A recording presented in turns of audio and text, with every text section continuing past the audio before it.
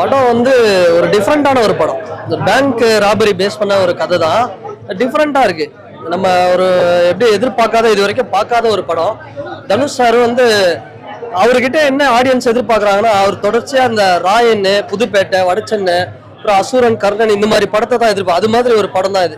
செம்ம ஆக்ஷனு, கொஞ்சம் ஸ்லோவாக இருக்கும். திடீர்னு பார்த்தா ஒரு செம்ம ஸ்பீடாக போகும், திரும்ப ஸ்லோவாகும், திரும்ப ஸ்பீடாக போகும். ஒரு நல்ல படம்.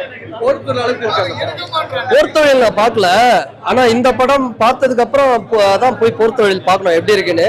பட் இந்த படமே சூப்பரா பண்ணியிருக்காரு, ரொம்ப நல்லா பண்ணியிருக்காரு.